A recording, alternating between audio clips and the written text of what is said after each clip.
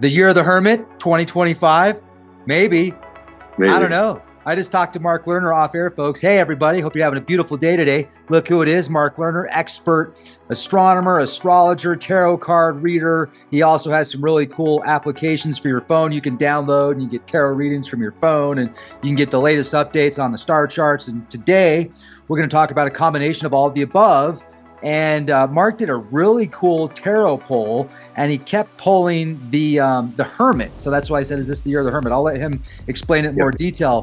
We're also going to talk about the latest star charts and big astrological alignments to look forward to, and certain ones that recently happened, like we just had a blood moon. And didn't you say Uranus was in the an anniversary or 244-year anniversary? 244th anniversary discovery of Uranus just a couple of days ago on March 13th. Oh, it's Friday the 13th, right? Well, no, it was actually, the amazing thing was, so on the 13th, late at night Pacific time, on the West Coast, the blood moon, I was out looking at it. So let's just dive into right in the moment, because everybody's been seeing this online and people were prepared for it. It wasn't just me. But the thing is, ever since I got into this astrology world, decades ago, that planet, Uranus, however you want to call it, everybody calls it a slightly different name. That was the most shocking thing really in the history of astrology, because to the ancients, everything ended with Saturn. Hey, just wanted to let you know real quick, you can watch this podcast in full and thousands of hours of unedited, uncensored, exclusive content on our Patreon page. So if you like this presentation, jump on over, listen to the rest of it on Patreon, get yourself some organic popcorn, and buckle up, Buttercup. Hit the bell for all notifications. Let's roll. So anyway, back to where we were at. I sort of tuned into the tarot before I got into astrology. It was one of those things back in New York where I started everything. So to sort of jump into actually the question you were bringing up, right at the beginning where we were talking off air about something, sometimes a particular card will just start popping up. Like in this case, as you brought it up, we'll look at it in a little bit. I chose 4 cards today. And right before we started, I like to do that. And the Hermit, which is one of the major arcana cards, card number 9 of the major arcana, showed up. And so I have been a part of the spiritual areas of the tarot for a really long time. Been fortunate to create 2 decks, inner child cards with Isha Lerner and baseball tarot with Laura Phillips. So I'm sort of part of this energy field where, if a card comes up, I don't read it upside down, because I've worked with artists. I mean, artists are creating beautiful images, as I feel with the Tarot of Ra. So I'm not saying, look, if somebody out there is saying, Mark Lerner doesn't look at an upside down card, that's just me. Because the thing is, I'm trying to get to the inner significance of what the card is. Okay. So I think upside down cards is equivalent to part of the astrology theme I want to bring up, which is apparently retrograde motion. We'll get into a moment. Like Mercury just went into another 3-week retrograde. Venus is currently in a 6-week retrograde. For 80 days, Mars was retrograde, including the inauguration of Donald Trump for the second time. And that started in December and just ended. So these planets, Mercury, Venus, and Mars, are all slow moving. And I'm going to get to that in a moment. And maybe that's actually why I saw the Hermit for a moment. It was literally, there's so many, everything in astrology is not, whenever you're born at that moment of time, your first breath, that's why astrologers, or if you get into it, what's that mean? What is my life purpose? That's astrology. Where's the sun? Where's the moon? What sign is it in? What combinations? What mathematics? The planets. So that's what I've been doing, for decades now, as well as tarot. They're guidance systems, basically, but tarot I find to be incredibly connected to the collective consciousness, whatever we might call that. Jungian, the different terms, synchronicity, East and West, and so on. And that's what I love about Tarot of Ra, because somehow in the cards, more than I think the Western astrology and things like, this is nothing against, Waite Rider, but yeah, I'm glad you're bringing that up. Somehow in what you've done, with the artist, you've captured a more, shall we say, accurate universality in my opinion. You know what I mean? At least it's a broader approach. That's why I feel excited about, doing these cards. So I said a lot here. Do you want to respond? Well, yeah, I do. So jumped into all of this. Go ahead. Yeah, I have a feeling that this is the year of the Hermit. So that we're going to go with that for now. It's going to have a huge impact on this year, no matter like geopolitically, maybe personally, but that's going to be a theme for 2025. And so while we've got maybe and back to the look, my dad had a great sense of humor. I can't really get unless going through a really depressing time or something, which can always happen to any person. The last about 15 months ago, I went through a whole process, broke a rib, couldn't sleep, needed to move, all these different things. So, I'm grateful for every day I have, and, I like to think positive thoughts, and the tarot and astrology and numerology, on my back of my website, people can explore greatbearenterprise.com, the cosmic calendar, the things I do. But when I said before, joking around about, dealing from the bottom of the deck, another way of looking at the fact that the Hermit happened to be at the bottom of the deck, right? And I saw it before I started shuffling. You could look at that as the foundation, what you just said, because now you said this twice and once to me. There's like 3 times you said in the last hour or so, the year of the Hermit. Okay.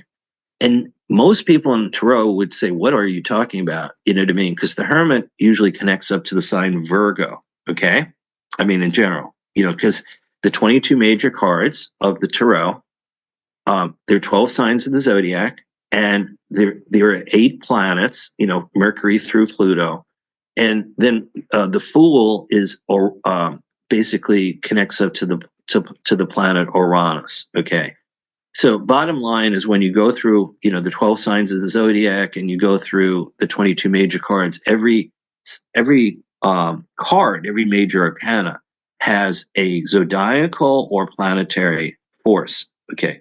So just so you know, traditionally, if the Hermit comes up in any deck you're using, and it came up in the Aquarian Tarot before I chose this one, you have a title of Eremita. Okay, but let's start with the first card, which is down below that came up, which is the Ace of Swords.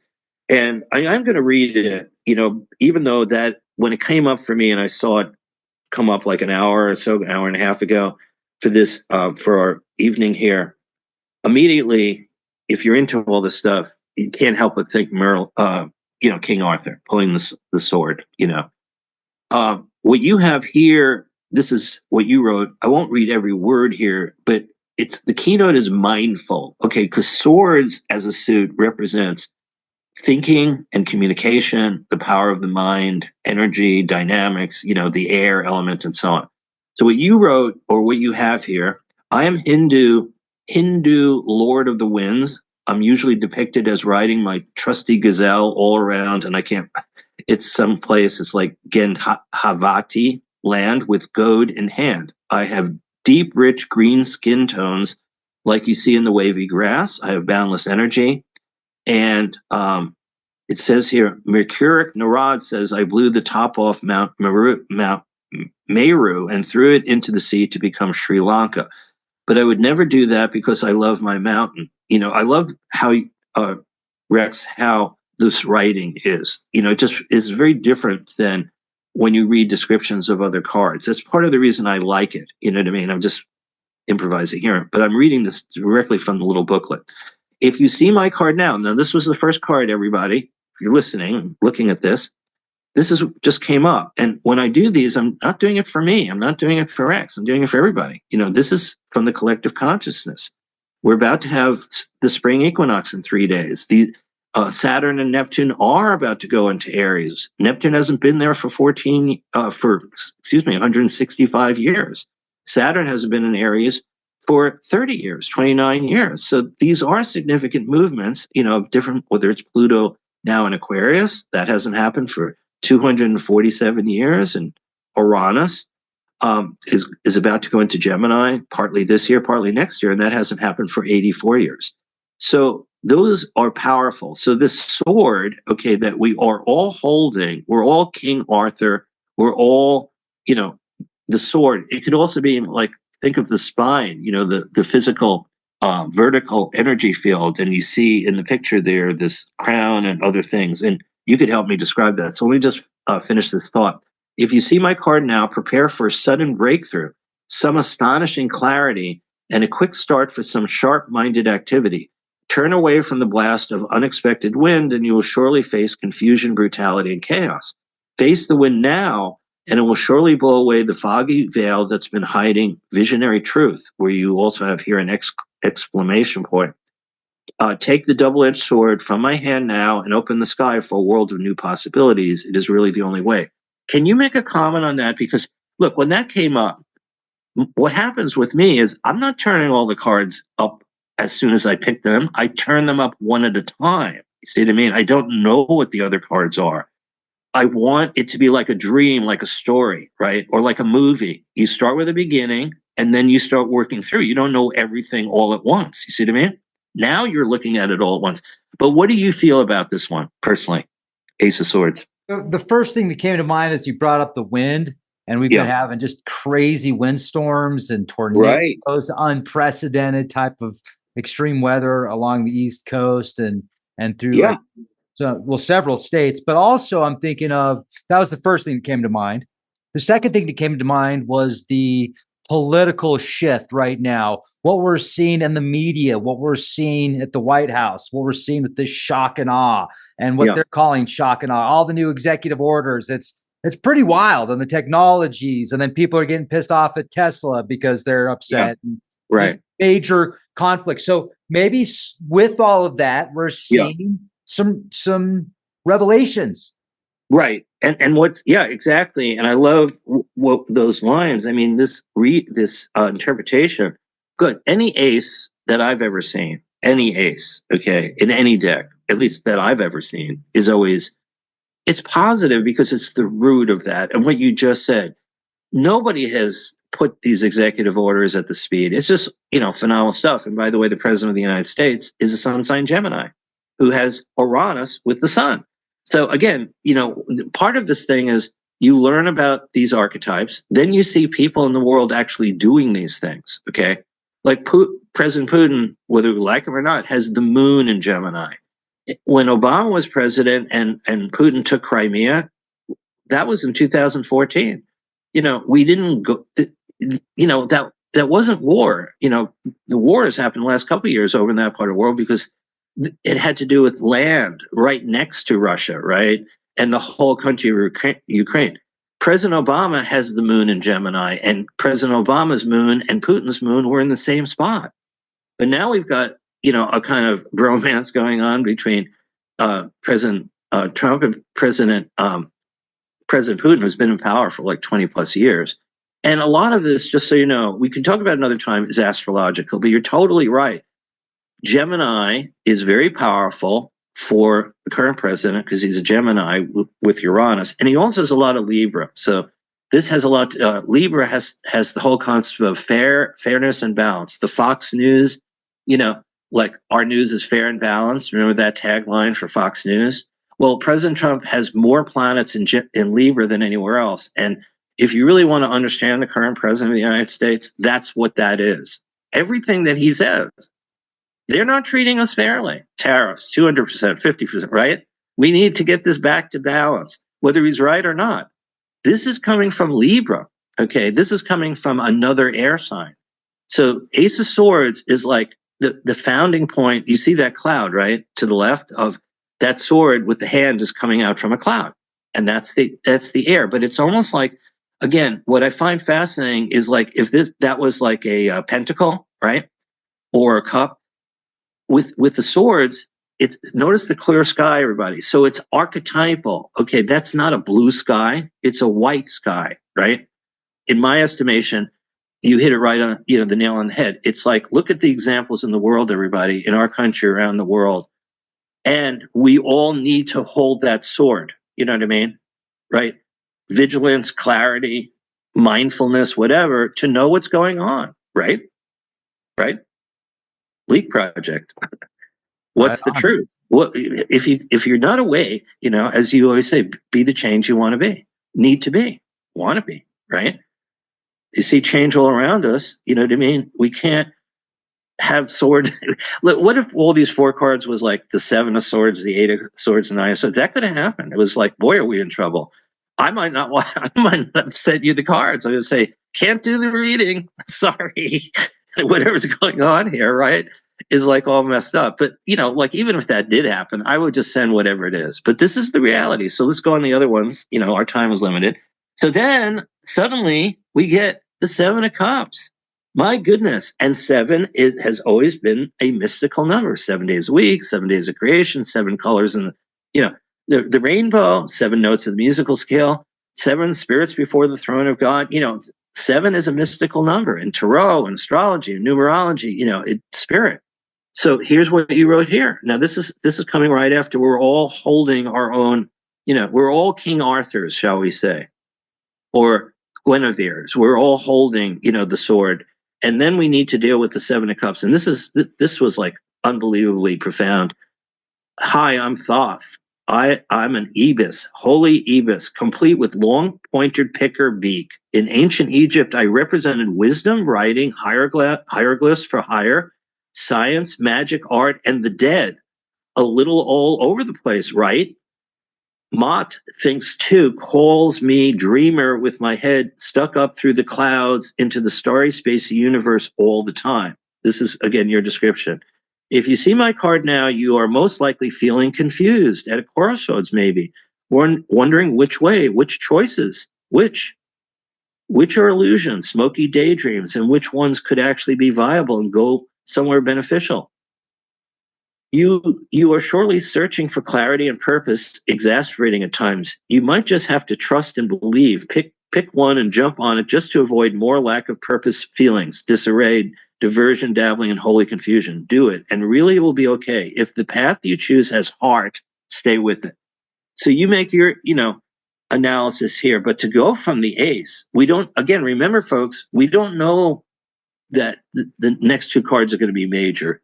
This is a big change to me when this card showed after the Ace of Swords. Somewhere in the Cups, there are these visions appearing. I've seen this 7 of Cups in so many different decks, but I never saw Thoth as the key figure. So I think that's awesome because Thoth or Lord Thoth or Lord Thoth, I know people pronounce his name differently. Fascinating. Yeah. And the knowledge given and the writing and the teachings and the wisdom and the magical arts and the mystery schools are all associated with Thoth. Even the Great Pyramids have been associated with Thoth. Right. And Atlantis has been, speaking of Atlantis, like you said off air, you've been doing tarot since ancient Atlantis. Well, hello, there you go. He's saying hello again. And the 7 of Cups is 7 being a magical number. Just the other day, I was reading Epic of Gilgamesh, which is so funny because if we go back to my mindset just 6 years ago, a lot of petroglyphs that I saw, I thought were aliens, and a lot of stuff that I read about the Anunnaki, I thought were aliens. And now when I read about the Anunnaki, usually when I look at these petroglyphs, usually I say, oh, they're constellations is what it is. But one part in particular in Gilgamesh is when they bring up specifically the Anunnaki, and then they say the Anunnaki, and Epic of Gilgamesh, it says, and there's many translations of Epic of Gilgamesh even. You could there's probably much older ones that we haven't had access to because it's been translated through multiple languages, like most religions and scriptures. But there's one in particular where one passage where it says the Anunnaki are the lords of hell. And I was like, whoa, because if you go to Oxford's website, there's the 7 Anuna gods. You could read these ancient Sumerian tablets translated to English, which I think are even older versions of the Epic of Gilgamesh that I read the other day. One of them in particular, I read the Epic of Gilgamesh. But there's depictions of they refer to them as the Anuna gods, the gods of the underworld, which is interesting because usually when people think of the Anunnaki, they think of the gods that came from the heavens. Right. But actually, that's the Ajiji. If you read through these ancient scriptures, it's the Ajiji. So it's very fascinating. But the number 7 was brought up. The 7 rulers of the underworld, the 7 major planets, the 7 days very Right. Right. So I think, so I also think of like fulfillment, the fulfillment of the cups, they're filling these cups with knowledge. They're filling these cups with wisdom, Right. and you can choose. Do you want the cup to be half full, or do you, where are you going with that? I'm going, let's pick the cups half full. Like, By the way, the optimistic side of things. thank you so much. And I wanted to tell people, because I'm looking now down at the card right where I am with my laptop, a couple of things that, everybody should have this deck. And by the way, I'm going to give a quick pitch. Baseball Tarot, unfortunately, something happened with being put in Wisconsin, and believe it or not, 15,000 copies were destroyed. So I have like 3 copies of Baseball Tarot. You don't have to show the website right now, but the thing is, Baseball Tarot, I have like 3 copies left, which is fantastic. But also, just like I feel this deck is available for people, correct? It's still available? Yes? Correct? At tarotofra.com. Okay. Folks, you see how excited I am, and off air, Rex said to me the last time, Mark, you can promote the, whatever deck you want. It's like, here I am again promoting Tarot of Ra. I'm not getting paid for this, folks. I just love the Tarot of Ra. So, I mean, it's love. It's like understanding. It's like, and when you have that for your own tarot deck or several tarot decks, and you look at and so on. I was just going to tell people this card, when you look at it closely, right? The Ibis, okay, Thoth, he's writing with his left hand. Think of that, okay? I have a sister who's left-handed. A number of presidents recently, Clinton is left-handed, Obama is left-handed. I don't know who else was left-handed. That was considered to be negative, but I have a sister who's left-handed. And that, get into all the stuff of the right brain and the left brain. Think of Leonardo da Vinci. I mean, mirror writing. He's doing things like as if he was Jewish, from right to left, mirror writing. Nobody else ever did that. The guy was unbelievable, And there's all kinds of things, when you study Da Vinci, you study Einstein, you study different people. And some of the things are fascinating. But look, in this thing, Thoth has a tablet that he's writing on. When you look closely, he's using his left hand. This tablet is in front. So you get, again, part of the thing is like the idea of the Book of the Dead. And every one of these cups could be considered each one of our holy grails. We all have something, right? Well, in tradition, it's like Jesus, the blood of Jesus, whatever it might be, the Last Supper, and all kinds of other things, that it could be. And every one of these cups that your artist did has symbols on it, or like there are flowers in one. There's a serpent or some kind of a snake. There's crystals like quartz crystals in another, and on and on. The point is, what is going on here? This is like the Ace of Swords too, because the background is not cloudy. Yes, these things are coming out of clouds, but that's really the astral plane or kind of our dream world. And it's as if this being is recording like our choices. Again, so it's like karma, dharma, which cup are you going to grab a hold of? That's what I find beautiful about this. Again, part of this thing is I could do this, like if we did this every day, which we're not going to do for a year, we'll never get the Ace of Swords and the Seven of Cups to show up as the 1 and 2. That's what I find fascinating.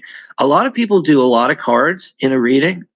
I've done it too. Like, 10 cards, 8 cards, whatever. People want a lot of information. What I find amazing is like to do 1 card or 2. Almost never do 2, but 1 can be really amazing because 77 don't show up.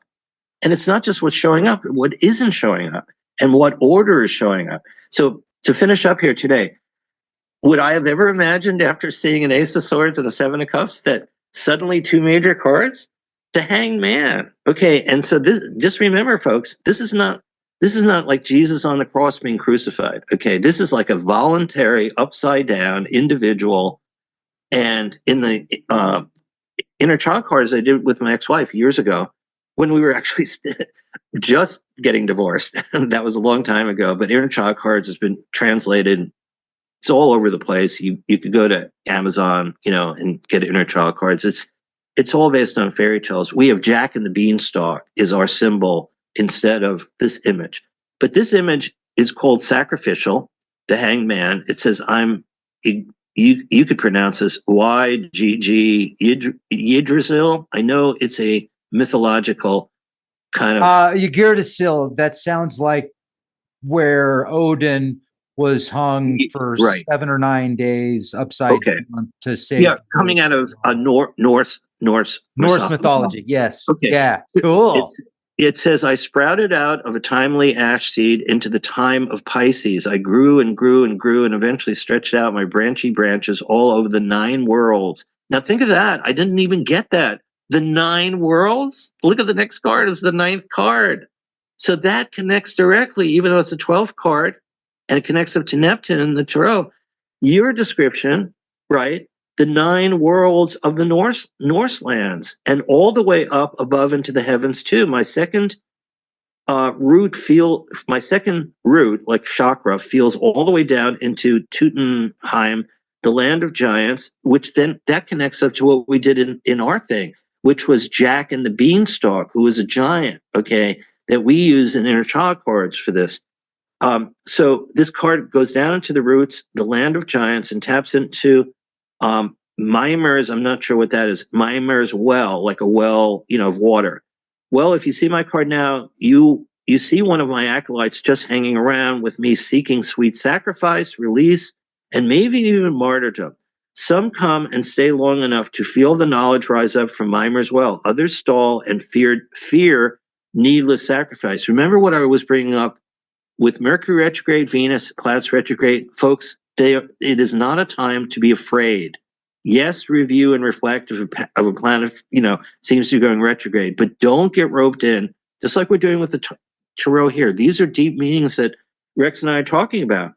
Others stall and fear needless sacrifice or fear even sacrifice itself. I'm ruled by Neptune, so I'm all about the watery and dreamy, the seeping, the imaginative, and all things spiritual. 12 is my number and signifies completion and constant connective, in touch with all the energies of the universe. My final point is, maybe how this is. I mean, I don't know if those are on the left side. There's the well there, but those are, what do you call it? What do you call them on the left side and the bottom? Those are runes? Yeah, runes. Right. So runes there, then you have the sacred eye, the person, with a kind of halo upside down, the cross of like living wood. So look, why don't you give some sharing about that? Because again, it mentions in this card about the 9 worlds, and then we'll go on and finish for today with the Hermit. So I see, when you brought up giants, I'm thinking of these giant endeavors and these people that are larger than life right now, like Elon Musk and Donald Trump, and just some of these figures out there that are like giants in the political realms and in the media realms and in the tech realms. And they're taking on these new adventures and like, oh, we're going to bring in Greenland. We're going to bring in Canada. We're going to make a Stargate that's $500 billion. We're going to send out. I mean, just, it's totally wild what's going on right now. And so that's what I see. And I also see certain people are going through extreme measures. They're putting themselves upside down to make sure these things happen. And there's secret symbols to the left. And then there's the spirit destiny to the right, which they can pick up when they flip back up. And number 12, I'm thinking of the 12 zodiac signs. Yeah. And to bring it down to, it's interesting about Neptune ruling this card, because Neptune is a planet of imagination. It's considered the higher octave to Venus in many ways. When Neptune was discovered, I don't want to get into all of this, but when Uranus was discovered, the first planet beyond Saturn, changing the whole structure of the solar system, which is why Uranus rules things like high tech, airplanes, radio, television, all kinds of inventiveness and so on. So that was at the end of the American Revolution. We could talk about that another time. But Uranus is leaving Taurus after its 7-year visit, and part of that will start later this year. We'll talk about it, but it won't be more official until next year, and then Uranus will enter Gemini, where it was when it was discovered, back in 1781. So they'll, in about 8 years, well, not 8 years, maybe about 7 years from now, Uranus will be back at its discovery point, which is in the latter part of the sign Gemini. The state of Israel was actually founded in 1948 when Uranus came back into its own position, which is why there's so much shock and awe and unexpected things that are still, 5 wars now, since 1948, all these agonizing things, sadness of people dying, from almost like the Crusades continuing. And we could talk about that because there is some astrology of that. But let's finish up for today. I really appreciate what you said here, and the fact that in fact, the runes look almost like a pyramid the way you designed it. And I didn't know that was the Spear of Destiny. But everything in these cards, just like all the artists and the input of people like yourself to help an artist, an illustrator. Hey, why don't you add this, right? Maybe they already thought of it, right? But then with the decks that I created, the 2 artists were amazing. But sometimes you have to say, hey, you know what I mean? Can you make it a little more like this? And then they would do it. You know what I mean? So here this is again the amazing thing. We finally come full circle here. And when I saw this at the bottom of the deck and then it came out at the top of the deck, I mean, come on. Like I said to you earlier, how does that happen? That's what we call synchronicity. And often look, in this way, I'm a channel. I mean, I'm not talking about myself as being like in the book of, I don't know if people out there have read Seth Speaks, where you had this entity called Seth, and you had Jane Roberts, who was just like Alice Bailey and Helena Blavatsky were the channels for this master teacher known as the Tibetan Master DK, which has to do with the Theosophical Society and the Arcane School, which I was a part of. And these are just esoteric, learning. They're not guru things. There's no gurus in these things, you know what I mean? And a Findhorn, which was an amazing place for me to go to. And it was an educational center. I learned all kinds of things. And I took the Aquarian Tarot deck by David Palladini and brought it to Findhorn and did all these readings for people because it was a very magical deck because of the time I bought it. So I do want to talk about that maybe the next time, about how everyone out there could order a Tarot of Ra or Inner Child cards and then choose a time to open it up that's astrologically significant. So we can talk about that. Okay. So this card coming up, I'm reading the description. And here's how you call it. Contemplative. This is the key word. Now, I had never seen this before with this card. I know what the Hermit means in general, and it just had shown up in this other deck. And you have here, hi, I'm Buddha. I was born the son of a wealthy king in the Himalayan foothills. If you see my card now, the Siddhartha Gautama card, you'll notice that I'm an abstinent hermit. Yes, I had to leave the luxury of the palace on a quest for truth, inner guidance, and contemplation. Ruled by Mercury, and what have we been talking about? Mercury retrograde, just happening, 3 weeks. Ruled by Mercury, I found suffering and slid into loneliness, isolation, and truly lost the way. But it happened sitting under a fig tree one day, contemplating everything that I experienced nirvana. And you got a couple extra exclamation points here. I woke from a deep meditation with a plan and wrote down some sutras. Being the careful Virgo, again, this is the Virgo card of the Major Tarot. Being the careful Virgo that I am and having a deep sense of humanity, I began anew. Quote, 9, unquote, is my number. So I've got wisdom and responsibility as my ultimate goals. So there was nothing stopping me on my new middle path. So a lot of stuff about the Four Noble Truths, the middle path, the origin of the Buddha. And I was lucky enough my best friend in high school was a girl. I mean, she got me years later. We split up after 4 years, but she turned me on to Siddhartha by Hermann Hesse. And Hermann Hesse, the great German writer who won, a Nobel Prize in literature for all kinds of amazing books. And I'd recommend him. Fantastic person about psychology and philosophy. But Hermann Hesse, Siddhartha, and then some of you may have read Damien, okay? And the glass bead game, and why am I forgetting the other one? I'll remember it in a moment. But reading about the Buddha was unbelievable, but I never really associated the Buddha. He's more associated in astrology with Taurus, okay? The sign of Taurus, the third eye, the Ajna center. And the celebration every year of the sun in Taurus and the moon in Gemini, it said that the Buddha returns from his spiritual place in the cosmos at the Taurus Scorpio full moon every year, which this year will be around Mother's Day.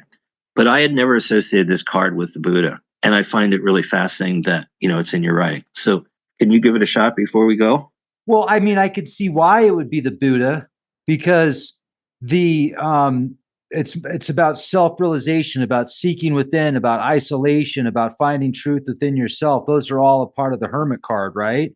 And right. then so that would make sense, because that's kind of what the Buddha does, is he finds balance and he finds inner peace and nirvana. So I could see that. And it's interesting. It makes me think of how we need to be like Buddha right now. How we need to, instead of looking for an outside savior, we need to look within ourselves. Right. We need to be like water, like the cups of water. We need to be wise like Lord Thoth. We need to be we need to also be willing to hang upside down for a little while to get things done, and then pick up that spirit destiny and bring it upwards. The spirit destiny could also be like the ace of the ace card. That could be the spirit destiny right there, poking through the crown, splitting down the middle. I mean, it's pretty cool how we can connect this all. And when you're bringing up the astronomical alignments and what we're experiencing today, and the way that you pulled that Hermit card twice, I think that's so cool, so cool. And I've got a couple of questions from the audience, but some of them are kind of like, I don't really think they're. Well, can I say? Let me say one thing, and don't lose the train of thought. This is really important. Okay, so the Buddha. Okay, the Hermit has the first part of Hermes, which is the other name for Mercury. Okay, so Mercury is the Roman name, and Hermes is the Greek name, and Thoth, the one with the 7, which is interesting, is Hermes. In the Western mythology, is Hermes Trismegistus. So look, that's why when I saw this reading, I mean, I get chills even now, Rex, and I don't get chills. I get. When I look at a chart or I figure something out about world figure or, what's going on with the war, these horrible wars and the things that are happening to American people. Again, it's like in this reading is showing everything. We're all needing to have our sword, but I've never seen the Buddha shown like this. You see, we get these classic people. When I go to a Chinese restaurant and get a takeout, there's a round Buddha. You're supposed to rub its tummy. Every picture of a Buddha is a chubby figure, not this. You see what I mean? This demonstration, and then I'm thinking, is really fascinating. The other book I forgot about Herman Hesse is Steppenwolf. And Steppenwolf, we get that music group. A lot of these music groups, they come from these literary kind of things. Steppenwolf was a group with all kinds of amazing, back in the 70s. I don't even know who was in Steppenwolf. And in that book, there's a part of it, of all the books, of Siddhartha is amazing, Damien is amazing, Steppenwolf, and then his sort of what he won what Herman Hesse won for the Nobel Prize was a book called The Glass Bead Game, and it's very hard, it's kind of like Beethoven's, not just Ninth Symphony, but at the end of Beethoven's life, he couldn't hear anything. He did these 4 quartets, and I remember I accumulated on vinyl records ages ago when I had a little bit of money at 21 in New York. I went to a record store. And I had all these records. I wish I had them now. And the guy would tell me, he said, you haven't heard anything until you hear the last 4 things that Beethoven created. And I remember listening, and it's kind of like where Mozart is at. These people were mathematical. That's where you go, Pythagoras, right? What's going on here? Look, I don't know what it is, but I guess all I can say to you is, as a little kid, even being Jewish, I loved what was going on in ancient Egypt with all of these gods and goddesses, including, Akhenaten, the idea that way before we get this is why I become an astrologer, because I loved Ra, the sun god. I have no doubt that reincarnation, and I know everybody out there, has different views. Oh, I don't believe in reincarnation, or I do. But I know Egypt is a big, big part of my life. So all I can say is, whatever the questions are, let's go for it in a few minutes. I know we're sort of in overtime. But look, this is when Steph Curry gets a 3. That's right, man. We usually go into overtime. It's cool. This is when somebody at the buzzer, a kid or whatever it is, throws an upside down pass, and like everybody goes, "Wow, go ahead." I did want to say that. I'm going to say this one little thing. The cosmic calendar that I've done now for 44 years, believe it or not, since I was a young person, is free one day at a time. You can subscribe to it. It's free one day at a time. So pennies a day by subscription. It's called, if you get it for iPhone or Android phone, Astrology Cosmic Calendar with a K rather than C. Astrology Cosmic Calendar. If you want daily kind of stuff, free, who doesn't want something for free? Then you'll get my little write-up of cycles of the sky.